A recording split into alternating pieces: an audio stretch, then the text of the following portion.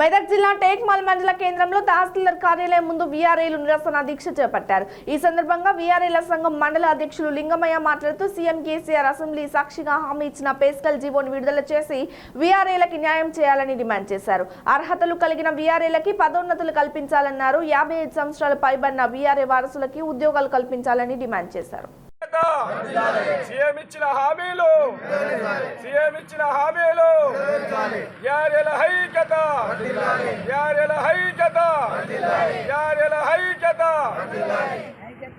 కూడా సీఎం అప్పుడు కూడా అసెంబ్లీలో ఏమనంటే మీకు పే స్కేల్ ఇస్తా అని చెప్పేసి హామీ ఇచ్చిండు కానీ మాకు ఇప్పటికి వరకు పే స్కేల్ లేదు, ఏం లేదు।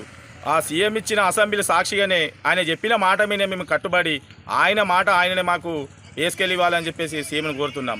మళ్ళీ మాకు పే స్కేల్ అమలు చేయాలి।